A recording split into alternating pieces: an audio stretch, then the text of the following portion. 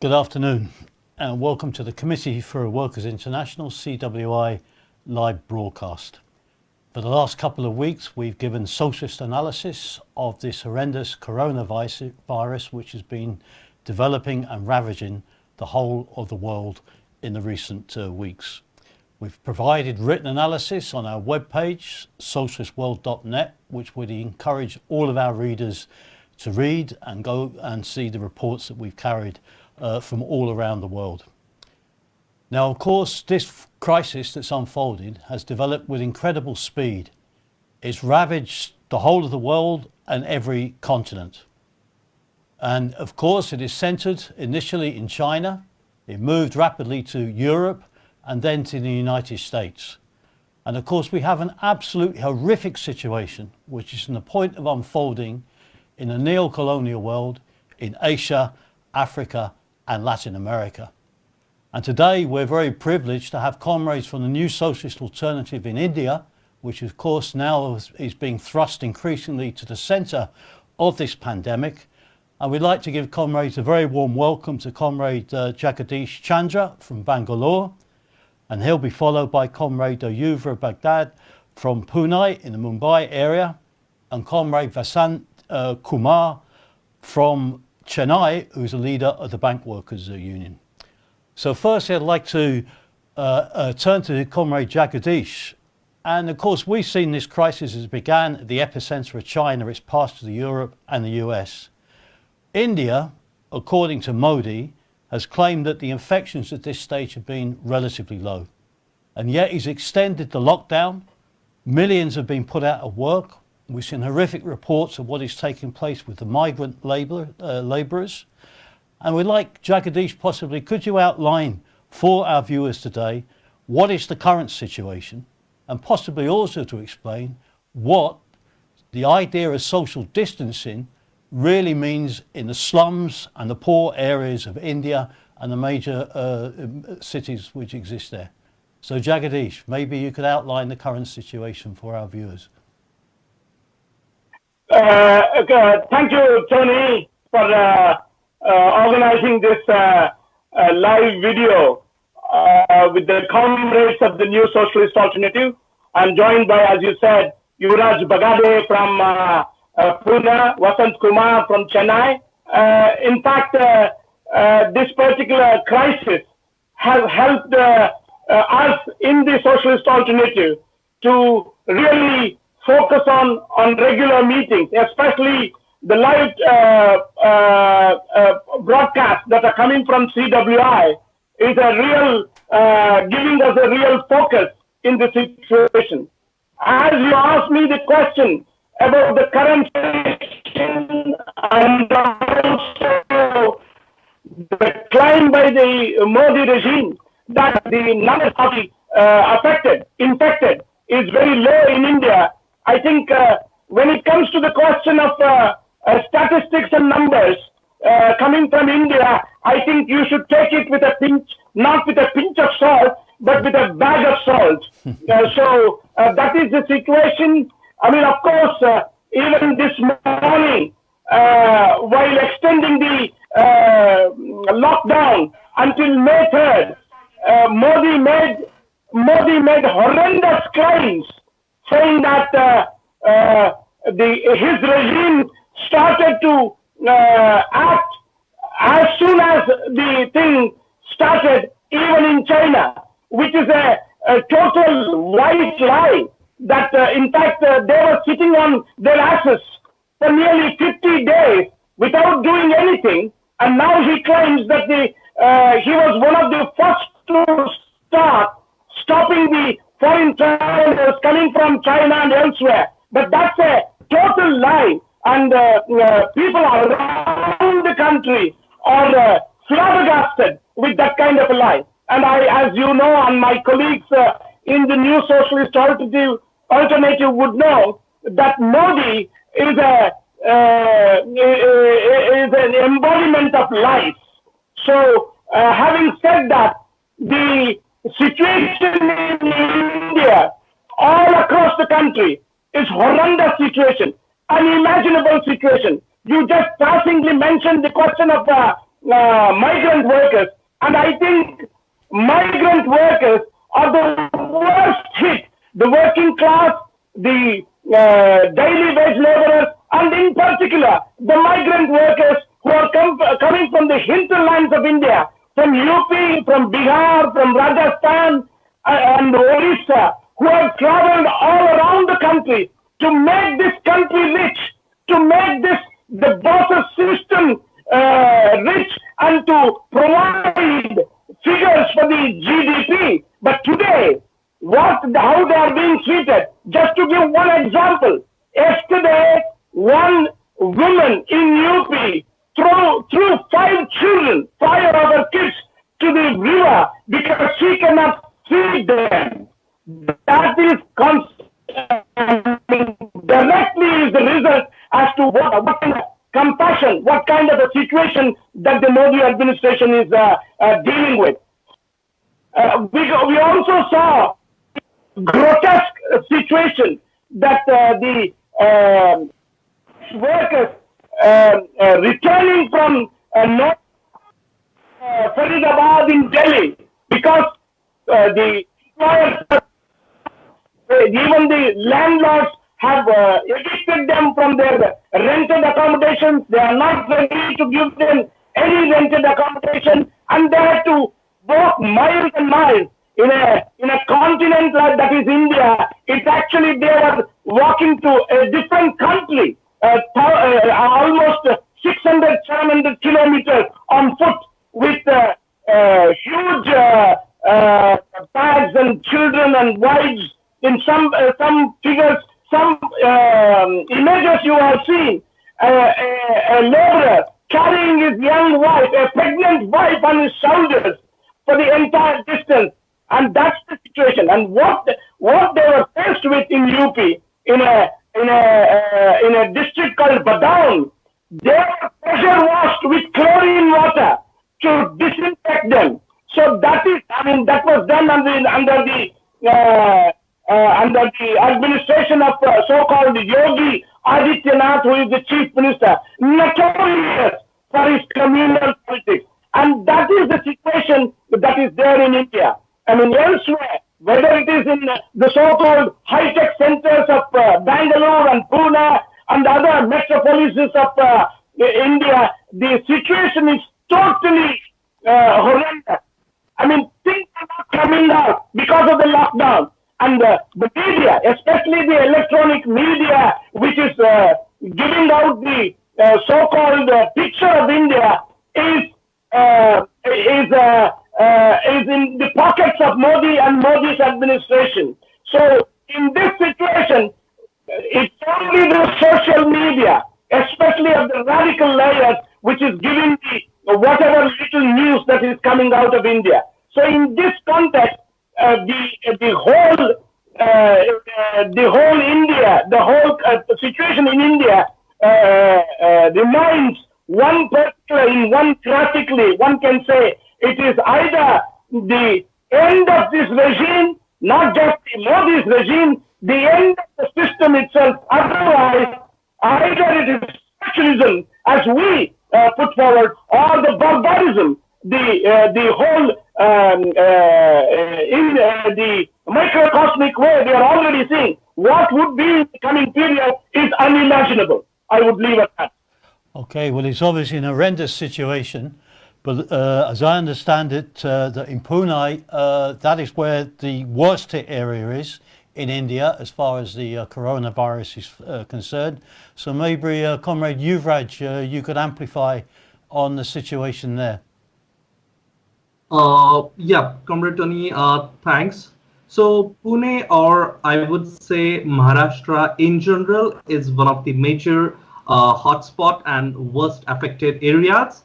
So far, Maharashtra has reported 2,000 cases of corona, and the numbers are going up quite fast. And as Comrade Jagadish said, these figures are grossly misrepresenting because there is acute lack of testing. So while the situation continues to worsen, how is Modi government responding? It's horrendous that to divert the attention of the people from working class from the actual health infrastructure. Modi government has been engaging people in all kind of absurd gimmicks like switching off electricity, then lighting lamps and things like that. But along with that, it is actively propagating Islamophobia. It's version of nationalism, which is based upon hating, kind of spreading hate against Muslims. So BJP has its own kind of IT cell, which keeps on spawning different kind of fake news accusing Muslims of conducting Corona jihad, and as a result, there is a acute rise in attacks against Muslims. So this is really very grave situation. And while all this is happening, we see that the economic situation is deteriorating.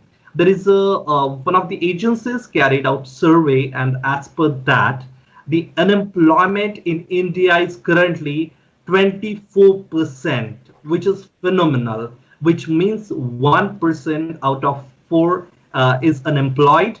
And from government side, I mean, it is interesting to see how the bourgeoisie is responding. A section of bourgeois is aware that things are not working and perhaps they need more state intervention. A section is calling state to invest more into some employment schemes and things like that. Then even like Supreme Court also directed that looking at the overall economic conditions, the corona test should be free. But having said this, the overall response from Modi government is pathetic. They are still sticking to the neoliberalism. The economic package, unveiled by Modi is miserably, just 0.8% of GDP. And another thing is that how are they responding to the private health sector? Because in India, public health infrastructure is quite pathetic. While private health infrastructure, I mean, it's more dominant. So we see that some state government, that is some regional governments, have taken over few private hospitals, but Modi government in general is not really taking over private health sector. In fact, it has been supportive. It has been, working as a representative of all these private capitalist interests, and in fact, it insisted Supreme Court to revoke its order and have private labs to charge for the corona test. So it's very clear that the Modi government is nakedly favoring the kind of grotesque bourgeois interest, even in such a condition. And it is clear that we need mass resistance of the working class, to oppose this particular such moves and to make healthcare sector work for people and not for profits. So that's overall condition, I would say, Comrade Tony. Well, thanks very much, Youvraj. Well, it's obvious that the Modi regime is a particularly vicious, reactionary, right-wing, brutal regime, which includes within it the RSS, which has a fascistic wing. And as Youvraj indicated there, they've obviously attempted to respond to the pandemic by whipping up Islamophobia. We've had reports today in the press here denouncing Muslims for conducting a corona jihad against the other religious groupings in India.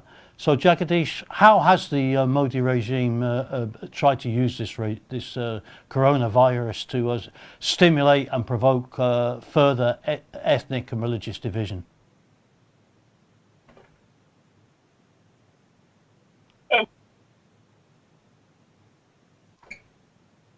Okay. We have to see the crisis of the backdrop of what was happening in India to the outbreak of the crisis globally. We were a very campaign against the Muslims, as my comrade Youvraj how the attacks were taking place, it was already there. Islamophobia was already there from the beginning in the last stages of that an immigration policy was trained over the Hindus and to really discriminate Muslims. A new law called the CAA, Citizenship Amendment Act, which totally, blatantly discriminated Muslims from getting the citizenship from other countries. Not only that, they also created a fear that even the existing Muslims may lose their citizenship unless and until they are certified with an impossible list of rules and regulations. In that background, today, even this crisis, in this health emergency, is being used by the Modi administration to not only discriminate, but really push the Muslims into a situation where there can be a civil war situation against the Muslims. Already, in many areas, vendors, small vendors with push carts, selling vegetables and other items to the people are being attacked, especially in Bangalore. We have seen Muslim vendors being attacked, and also being warned not to enter the areas with their products.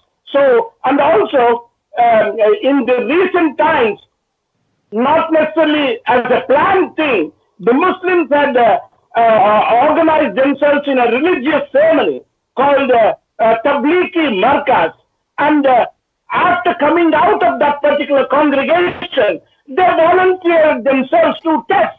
Instead of giving them scientific test, a rumor mongering in almost like a Goebbelsian way. The second in command of Hitler was spread out the entire the country, and thanks to WhatsApp University, which is reeling out all kinds of messages that the Muslims, as you use the word Corona Jihad, the most sinister of the terminology that is being used against the Muslims in this country. And as I said earlier, this can catapult into a situation where the street gangs, the communal gangs can get into a situation where the Muslim minority in particular, not others, are saved or anything. The next would be the Christian minority, the Dalit, and the Adivasis, everybody. I mean, the Brahmin, I mean, for example, today, we heard in Bangalore, one of the MLAs, that is member of Legislative Assembly, who is supposed to give relief to the people. When somebody asked him on phone, can I get the relief of a few kilos of rice and vegetables? He said, it will only be given to Brahmins, because he is a Brahmin, a member of the Legislative Assembly. And that is the blatant nature in which the discrimination is taking place. Modi and this regime, unfortunately, with 303 MPs, around 48% or 40%, 42% of the electorate voting for him, he thinks he is the king of the situation, and he can do all his agendas, sinister agendas, complete them with this crisis. And that is the situation. And I can go on. And by the way, the other thing is, what is the response of the opposition? What is the response of the opposition, particularly of the left, which I will come to in the next question. Thank you. Thanks, Jagadish. Because I think there is one other important aspect where we do have a difference at this stage in India. Internationally, the capitalist class in the different countries in the face of this crisis have completely jettisoned the application of neoliberal policies. Now, as Youvraj indicated when he spoke, that has not been the case in India. Up until the present time, they seem to have continued with the neoliberal policies and attacks. Is that accurate? Maybe Jagadish would like to come back on that? Or Youvraj? As the viewers may know, of course, it's extremely difficult getting the connections we have with India at this stage with the overload of the internet. And we've had a little bit of a problem with the video connection to Bangalore. Right. So maybe bring Youvraj in to come back on that point. Yeah. So hello. Yeah, okay. Can you repeat that question? Yeah, sorry. You can go ahead. Sorry, Yes. Okay. So, Tony, as I said, we can see a section of bourgeoisie, intellectuals. They are demanding more state intervention. Like some of the intellectuals also demanded that similar, like there is a rural employment guarantee scheme, through which state provides kind of employment to those workers in rural areas. So some of the intellectuals, bourgeois intellectuals, are also calling out that there should be similar kind of work schemes even for an urban areas, and that's a big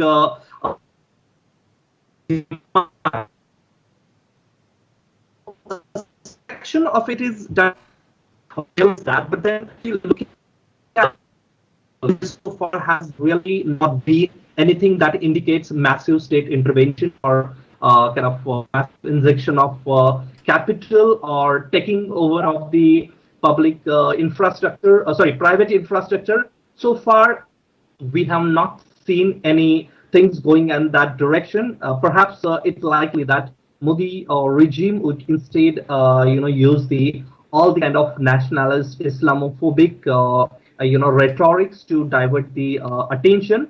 But I think people are not, to an extent, large we can see that more and more number of kind of people or unions are kind of realizing this, and they are kind of becoming assertive. From New Socialist Alternative, we have demanded that the private hospitals, the labs, they should be taken over. Initially, that didn't receive much enthusiastic response, but now we can clearly see that the winds are changing, and we can see more unions are now supporting our call to take over a private health infrastructure and make that part of the fight against corona. So definitely, we are seeing that things are changing. The working class is getting rebellious. The migrant workers, who are unfortunately been locked in the most unfortunate condition, for past 3-4 days, there has been continuous. I mean, they're up with the situation in Gujarat. That is some of the workers, thousands of workers hit the streets defying the lockdown, and they kind of protested against the lockdown. Today, I mean, just few hours back, thousands of migrant workers in Mumbai, they defied lockdown. They hit the streets. They are kind of protesting against. So we can see working class India is not buying into all this shit, and they are they're actively protesting against this, and we can see this going up in the coming period. Well, thanks, Youvraj. Which brings us to the very important question of the opposition parties and the left, because in India, compared with some other countries in Asia, we have a relatively strong trade union movement. We've had historically 2 strong communist parties. And how is the left and the trade unions responding to this crisis and this horrific situation which is unfolding throughout India at this stage? Maybe Jagadish, if the connection's there, if you could come back to that point. I mean, it is as Youvraj pointed out, there have been sporadic incidents of defiance by the workers, not necessarily organized in the trade unions, especially in Surat. Couple of days ago, there was a rampage because the migrant workers who are neither here, they are between the devil and the deep sea. They can't go to their homes because they are being pressure washed by the Modi administration with clothing. On the other hand, there are also problems faced in terms of the accommodation in their own workplaces. So in this situation, the workers, the migrant workers of Surat, particularly from Bihar and Orissa, went on a rampage demanding the administration for safe transport. Of course, that was put down in a high-handed manner by the Modi administration. The socialist movement has also carried an article, an eyewitness report of what happened in Coimbatore, written by one of our comrades, on how the migrant workers were being chased away like animals. They were being treated on the streets by the police for asking for food and accommodation. So in that situation, what especially, I mean, forget about the rest of the bourgeois opposition. What is being done by the left opposition? The communist parties, as you mentioned, communist parties have a huge reservoir of following in terms of their trade unions and the peasant organizations and the youth front. But what are they doing? That is the question that we need to ask. Instead of organizing a fight back, in fact, even asking their, my comrade from the Bank Workers Union would tell you, asking the bank workers and many other key sector workers to go on work to rule, at least in such a situation. They are writing love letters to Modi government to intervene. Please do something. We are very, very sorry to see the plight of the migrant workers. They have done absolutely nothing. Just on the 8th of January, having had a successful general strike of 250 million, these Communist Party leaders are wringing their hands, twiddling their thumbs, and writing love letters to Modi regime. In fact, even an appeal of a national government, for a national government, they've already rendered a period excuse. So we should not have any kind of protest. The bank workers an opportunity to strike because they had already announced the strike for wage negotiations. Even before everything come out, the bank workers leaders called up the strike. And that is the situation as far as the left parties and their response to this is concerned. I mean, left parties, if there is a championship for missing the buses, Indian left parties would win in the years. There will be at least 4 buses. Digitization, the GST, the abrogation of Article 370 in Kashmir, and now this one, the question of the response, how they could have organized the working class in this country. So they're champions of meeting us. That's what I would like to say. Well, you mentioned there the question of the bank workers, which of course in India is a crucial section of the working class, who are relatively well organised in the trade unions. And Comrade Vasanth is a leader of the Bank Workers Union in Chennai. So maybe you could say a few words, Vasanth, from your perspective of what the situation is in Chennai and what is happening amongst the bank workers and what battles you're trying to participate in the Bank Workers Union.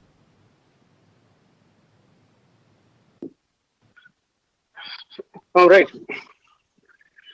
Actually, even before the outbreak of corona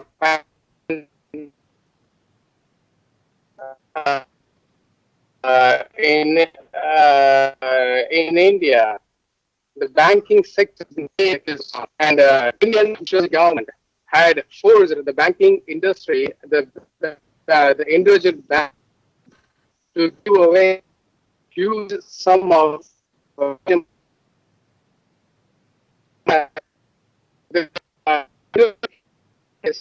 have found some for their personal benefits and declared themselves as bankrupts, running obviously parallel businesses.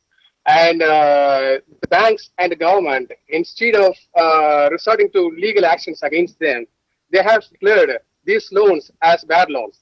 And in the process of writing off these debts by using the taxpayers' money in the form of capital infusion on the one side, and banks on the other side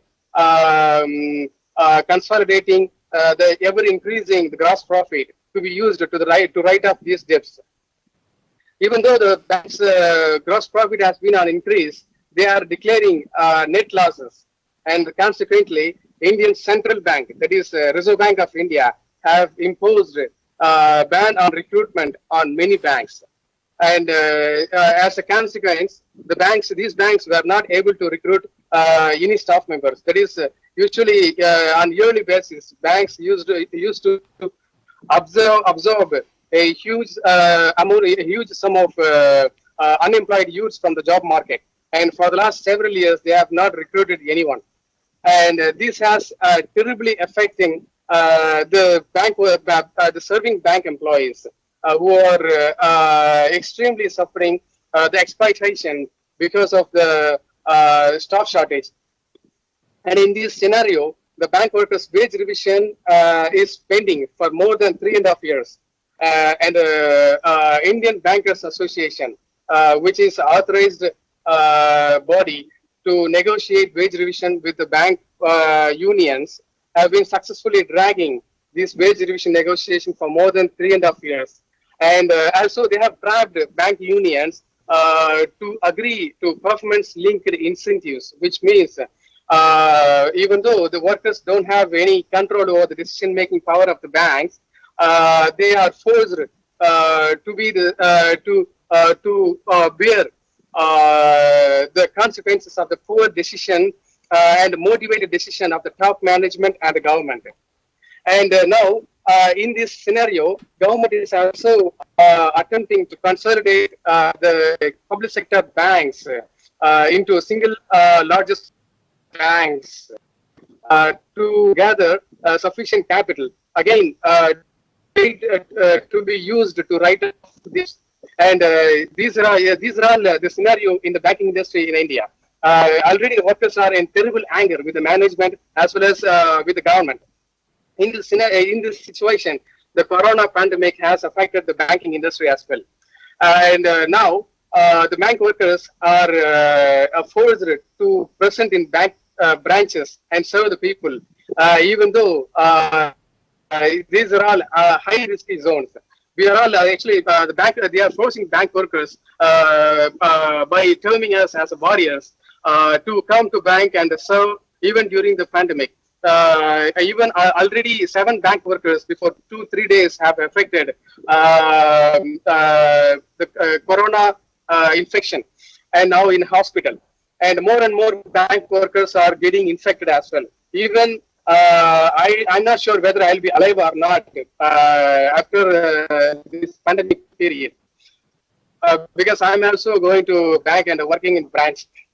In such a scenario, the workers are not only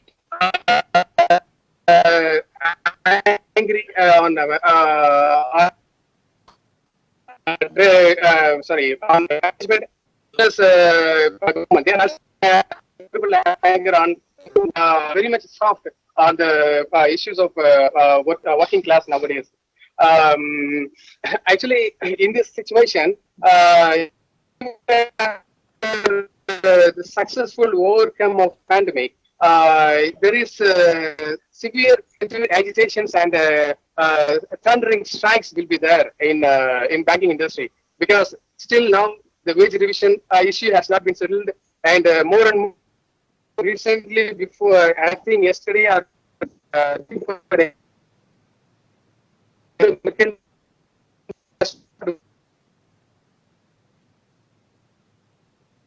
subsequently other banks are also made for. So the workers have been protesting Now, even after the so many protests by the bank workers, the government has proceeded to further merger of banks on April 1 as planned. Now, the workers will vehemently fight against the rolling back of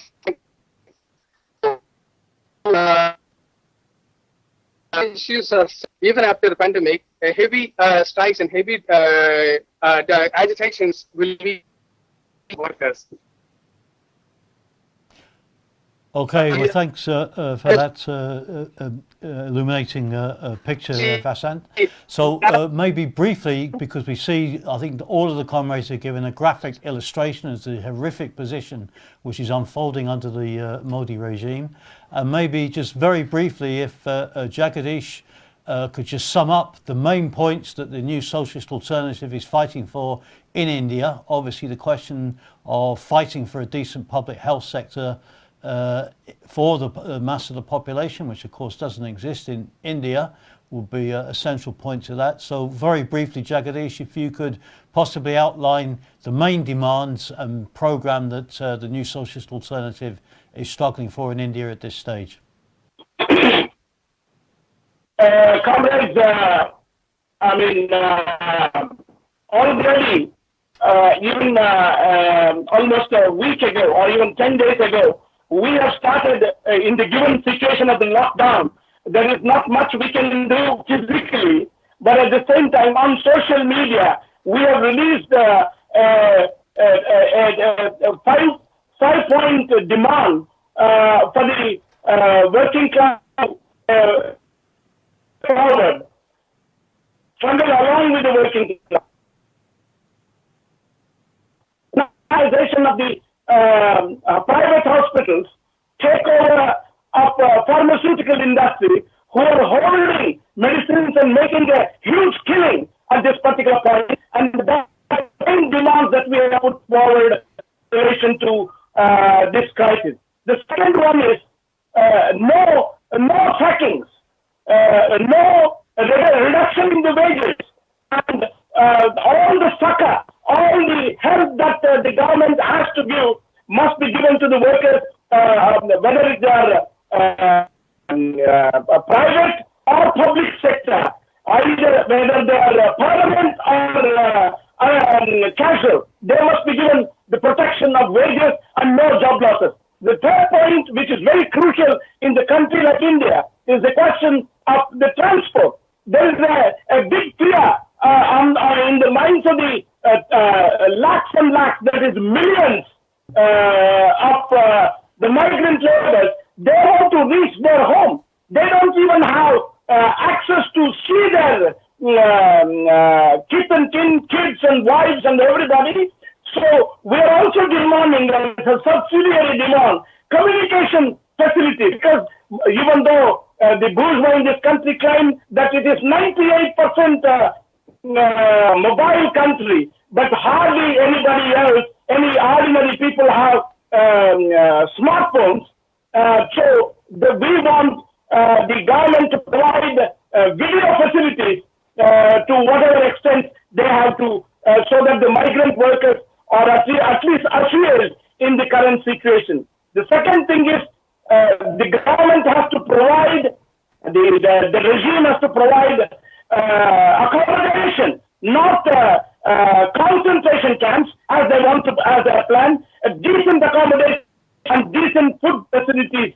See, these are all the 5-6 demands that we have put out in a social media to make one particular point in such a situation.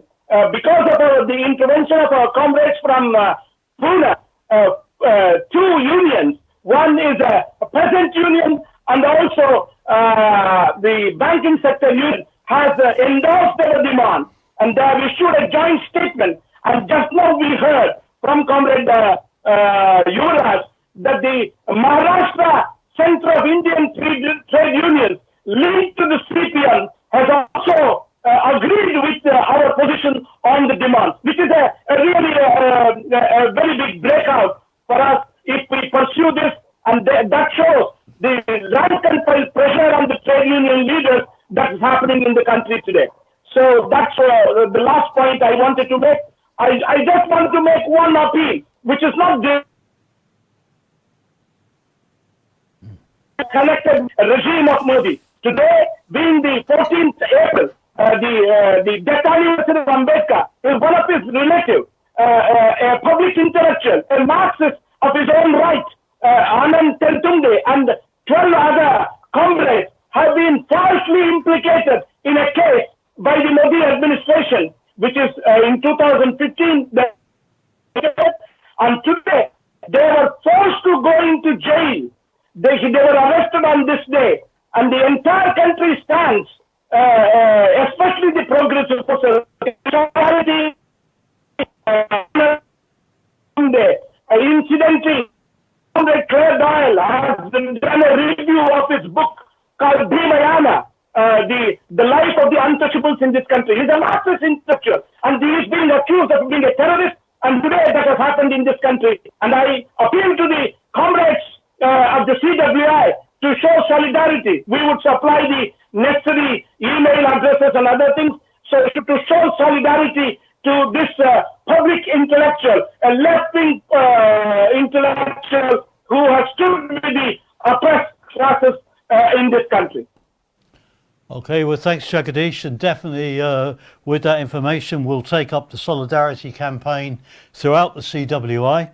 I think that all of the comrades, Comrade Jagadish, Comrade Youvraj and Comrade Vasanth are giving a very illuminating picture as to the horrors and the struggles that are also beginning to take place in India as this crisis develops.